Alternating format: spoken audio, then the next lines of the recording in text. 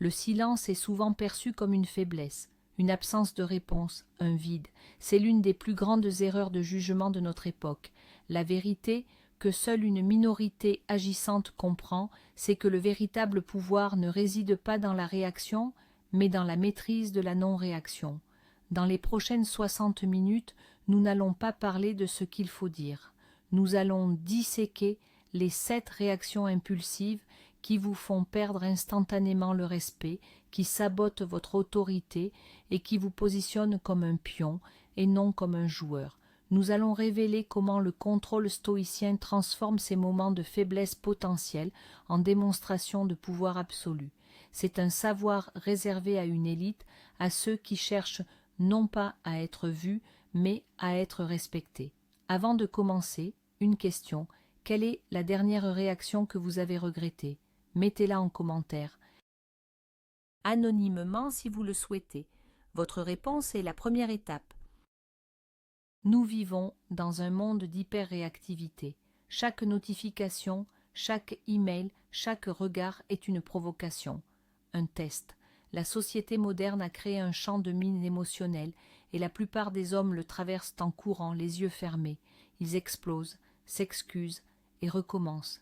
Cette impulsivité n'est pas un défaut de caractère, c'est un bug dans notre système d'exploitation mentale, un héritage de nos instincts de survie qui est aujourd'hui exploité contre nous. Le résultat, des opportunités professionnelles manquées, des relations personnelles endommagées et ce sentiment constant d'être moins que ce que vous pourriez être. Le respect que vous cherchez à l'extérieur est le reflet direct du contrôle que vous exercez à l'intérieur. Si votre monde intérieur est un chaos de réactions, votre monde extérieur sera un théâtre de manque de respect. Le stoïcisme moderne nous offre le patch pour corriger ce bug. Il ne s'agit pas de supprimer les émotions, mais de les gouverner. C'est la différence entre être le roi de votre royaume intérieur ou l'esclave de vos propres impulsions. La première réaction, la plus commune et la plus destructrice, est la justification immédiate. C'est la fissure dans l'armure. Quelqu'un critique votre travail, remet en question votre décision ou fait une simple remarque. L'impulsion première, pour 99% des gens, est de se défendre, de construire un mur de mots, d'excuses, d'explications. Ils parlent vite, le ton monte. Ils pensent se protéger, mais en réalité, ils diffusent une information capitale. Votre opinion a le pouvoir de me déstabiliser. Ils cèdent le contrôle du cadre de l'interaction. L'homme qui maîtrise son calme intérieur ne ressent pas ce besoin. Une critique n'est qu'une information. Elle peut être juste ou fausse, utile ou inutile, mais elle n'est pas une attaque personnelle, sauf si vous décidez qu'elle en est une. La justification est une réaction de peur, la peur de ne pas être assez bon. Et la peur, mon ami, est l'antithèse du respect. Prenons un exemple concret. Vous êtes en réunion. Votre supérieur pointe une erreur dans votre rapport. La réaction impulsive, oui, mais le service comptabilité m'a envoyé les chiffres en retard, et puis le logiciel a planté, et je n'ai pas eu le temps de tout vérifier en détail. Vous venez de blâmer 3 entités différentes en moins de 10 secondes. Vous avez montré que vous n'assumez pas la responsabilité. Maintenant, imaginez la réponse stoïcienne. Un silence, un contact visuel maintenu, un léger hochement de tête, puis une seule phrase, c'est noté, ce sera corrigé. Fin de la discussion. Quelle version de vous inspire le plus de confiance? La première version est un enfant pris en faute. La seconde est un professionnel qui contrôle la situation. La maîtrise de cette réaction passe par une simple règle, la pause de 3 secondes. Avant d'ouvrir la bouche pour vous défendre, respirez, comptez jusqu'à 3. Très souvent, vous réaliserez qu'aucune réponse n'est nécessaire. Votre silence est la réponse la plus puissante. La deuxième réaction impulsive est la colère explosive. C'est la performance théâtrale de la faiblesse. Beaucoup d'hommes confondent encore colère et autorité, intimidation et respect. Ils pensent qu'élever la voix, frapper du poing sur la table ou montrer les dents leur donne du pouvoir. C'est exactement le contraire. La colère est une confession. C'est l'aveu public que vous avez perdu le contrôle total de votre propre état émotionnel.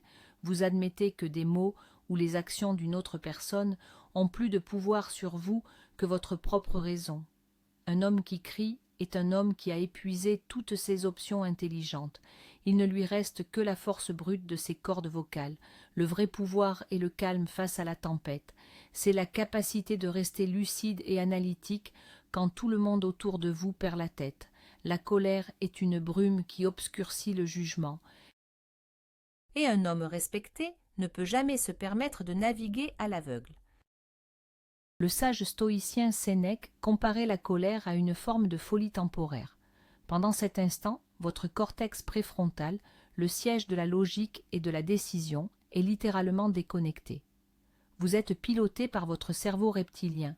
Vous n'êtes plus un être humain rationnel, mais un animal réactif. Pour maîtriser cette impulsion, vous devez apprendre à dissocier l'événement de l'émotion.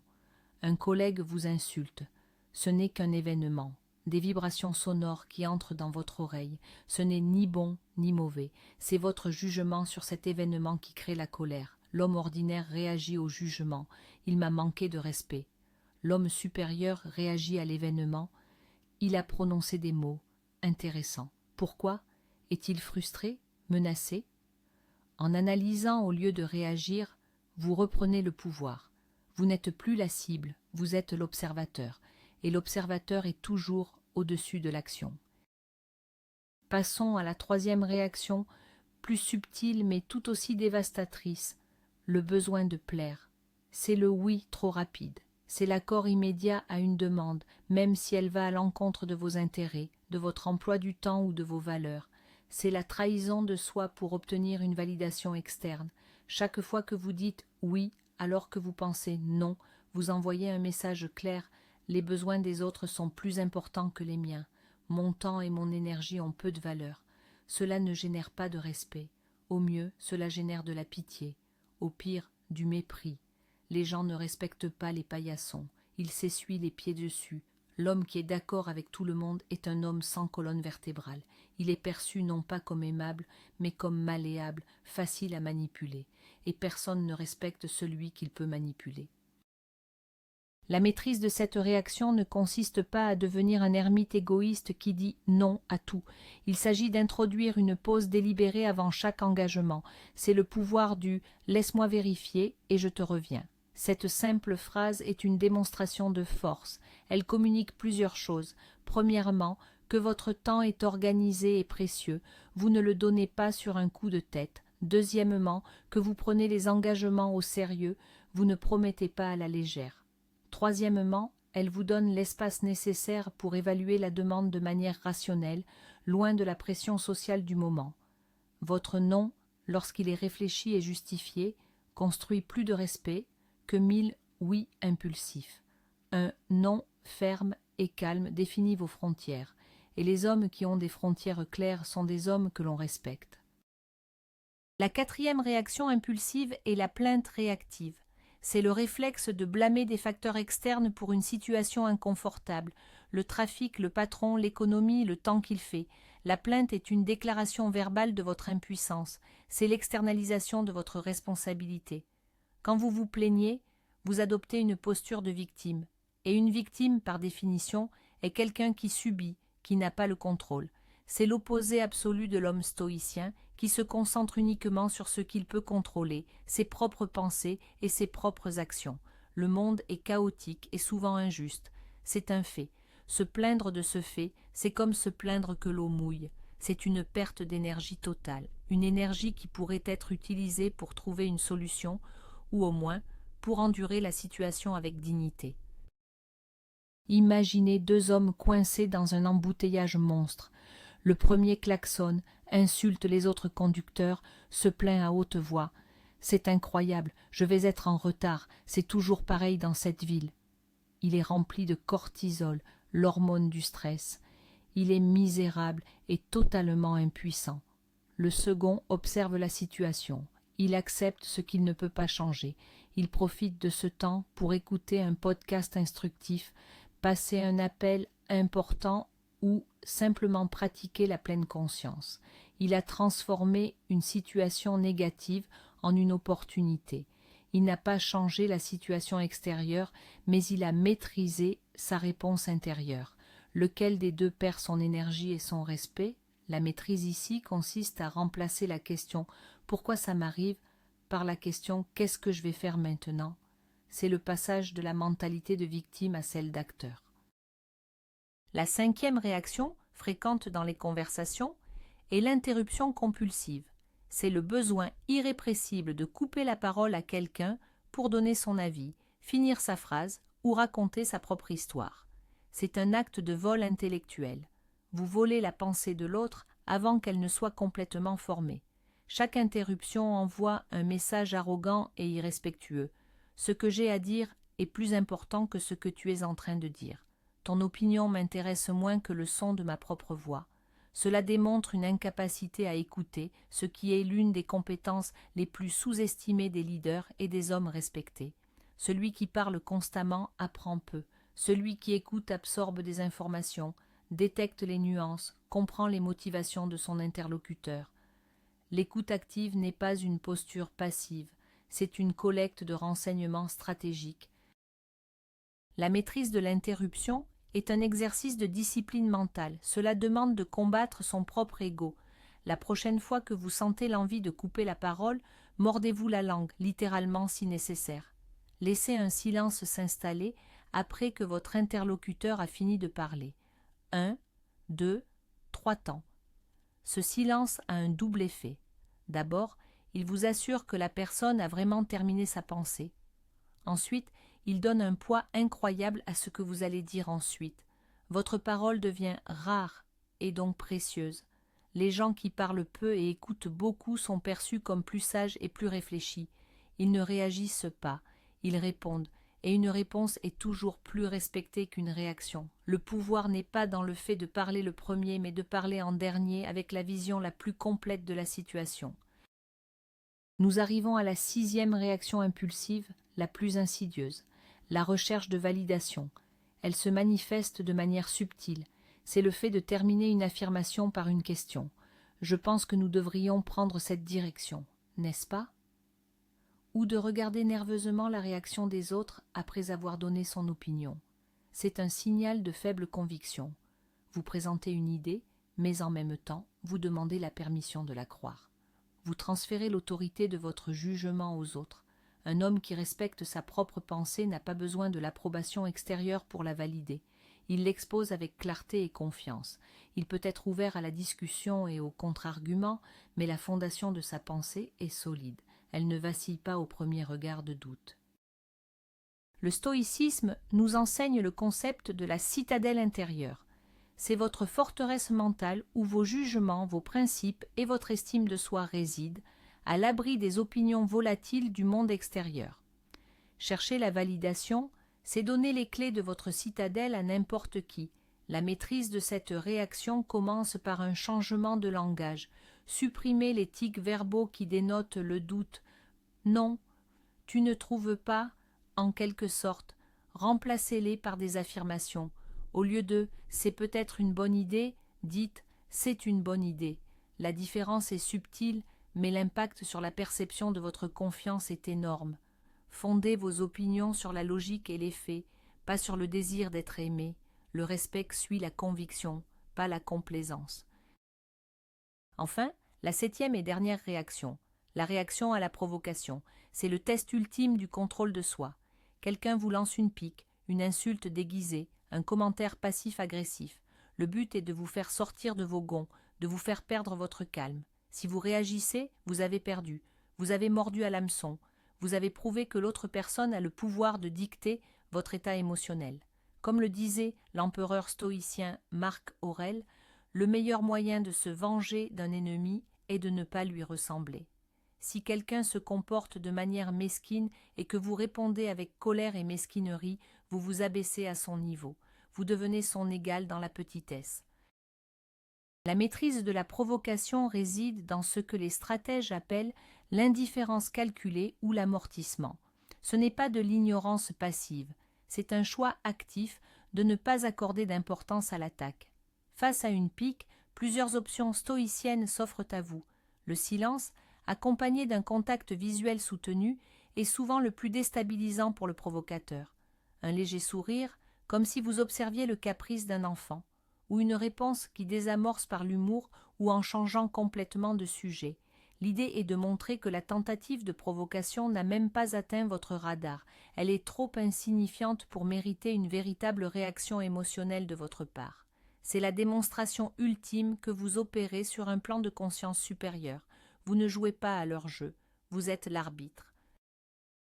Récapitulons ces 7 failles: la justification immédiate qui crie l'insécurité, la colère explosive qui avoue la perte de contrôle, le besoin de plaire qui sacrifie le respect pour l'approbation, la plainte réactive qui vous enferme dans un rôle de victime, l'interruption compulsive qui trahit l'arrogance et le manque d'écoute, la recherche de validation qui expose un manque de conviction, et la réaction à la provocation qui donne le pouvoir à vos détracteurs. Chacune de ces réactions est une porte ouverte par laquelle votre pouvoir et votre respect s'échappent. Elles sont les chaînes invisibles qui vous maintiennent en deçà de votre plein potentiel. La maîtrise de ces réactions n'est pas un processus qui se fait en un jour. C'est une pratique, un entraînement quotidien. Cela commence par l'observation de soi sans jugement. Identifiez la réaction qui vous coûte le plus. Est-ce la justification au travail, la colère en famille, le besoin de plaire avec vos amis? Choisissez-en une seule, et concentrez toute votre attention sur elle pendant une semaine. Tenez un journal, notez chaque fois que vous sentez l'impulsion monter. Notez si vous avez réussi à la maîtriser ou si vous y avez succombé. C'est le principe de la progression stoïcienne. Ne cherchez pas à devenir un sage parfait demain. Cherchez à être un peu meilleur aujourd'hui que vous ne l'étiez hier. C'est dans cette accumulation de petites victoires sur soi-même que se construit une force de caractère inébranlable. Pensez à votre calme comme à un muscle. Chaque fois que vous résistez à une réaction impulsive, vous faites une répétition. Au début, c'est difficile, ça demande un effort conscient. Mais avec le temps, le muscle se renforce. La pause entre le stimulus et la réponse devient plus naturelle, plus longue. C'est dans cet espace que réside votre liberté, la liberté de choisir qui vous voulez être dans chaque situation, au lieu d'être un automate gouverné par des émotions primitives. C'est la différence fondamentale entre un homme qui subit sa vie et un homme qui la dirige. L'un est une feuille emportée par le vent de ses émotions. L'autre est un chêne, profondément enraciné dans ses principes, capable de résister aux tempêtes sans se briser. Ce chemin vers la maîtrise de soi a un effet secondaire puissant. En cessant de réagir de manière prévisible, vous devenez imprévisible pour ceux qui cherchent à vous manipuler. Vous devenez une énigme. Les gens ne savent plus quel bouton actionner pour obtenir la réaction désirée. Cette imprévisibilité est une forme de pouvoir social. On vous observe avec plus d'attention, on pèse les mots avant de s'adresser à vous, non pas par peur, mais par respect pour votre solidité intérieure. Vous cessez d'être un livre ouvert, facile à lire et à exploiter. Vous devenez une forteresse, accueillant pour ceux que vous choisissez d'inviter, mais impénétrable pour les autres. C'est le paradoxe. En devenant plus maître de vous-même, vous gagnez une influence bien plus grande sur votre environnement. Il est crucial de comprendre que cet enseignement n'est pas un appel à devenir froid, distant ou insensible. C'est tout le contraire. En ne gaspillant plus votre énergie mentale et émotionnelle dans des réactions inutiles, vous la libérez pour ce qui compte vraiment. Vous devenez capable d'une plus grande empathie car vous écoutez vraiment, d'une plus grande affection car elle n'est pas dictée par le besoin de plaire, d'une plus grande efficacité car votre esprit est clair et non obscurci par la colère ou la peur. Le stoïcisme ne tue pas les émotions, il les met à leur juste place. Elles cessent d'être vos maîtres pour devenir vos conseillers. Vous pouvez les écouter, mais la décision finale vous appartient toujours. C'est la véritable intelligence émotionnelle, bien au-delà des définitions populaires. Ces 7 maîtrises sont les piliers sur lesquels se construit le respect de soi, qui est le seul fondement possible pour le respect des autres. Chaque fois que vous choisissez la pause plutôt que la justification, le calme plutôt que la colère, l'intégrité plutôt que la complaisance, vous vous envoyez un message à vous-même. Je suis aux commandes, je suis digne de mon propre respect. Et c'est ce signal interne, cette conviction profonde que les autres perçoivent. Le respect n'est jamais une fin en soi, c'est la conséquence naturelle d'une vie menée avec discipline, intégrité et contrôle de soi. C'est le sous-produit de la construction de votre citadelle intérieure, pierre par pierre, victoire après victoire, sur le champ de bataille de vos propres impulsions. La guerre n'est pas à l'extérieur, elle est en vous, et vous êtes en train d'apprendre à la gagner. Nous arrivons au terme de cette analyse. La conclusion est d'une simplicité redoutable. Le respect que vous commandez n'est pas le résultat de vos actions, mais le résultat de vos non-réactions. Ce n'est pas ce que vous faites face à la provocation qui vous définit, mais ce que vous choisissez de ne pas faire. Le pouvoir véritable, la liberté authentique, réside dans ce minuscule espace de quelques secondes entre le stimulus et la réponse. Votre unique travail, en tant qu'homme aspirant à la maîtrise, est d'agrandir cet espace chaque jour. Vous n'êtes plus une marionnette de vos émotions ou des attentes des autres. Vous êtes l'architecte de votre calme, le maître de votre monde intérieur. Et lorsque vous maîtrisez ce monde, le monde extérieur n'a d'autre choix que de vous respecter. Merci d'avoir investi ce temps dans votre propre suprématie. Si cette dissection a résonné en vous, abonnez-vous pour rejoindre l'élite de ceux qui choisissent de penser. Et maintenant, une dernière question pour sceller votre engagement. Quelle est la réaction que vous vous engagez à maîtriser dès aujourd'hui? Partagez votre engagement dans les commentaires. Votre parole est votre contrat.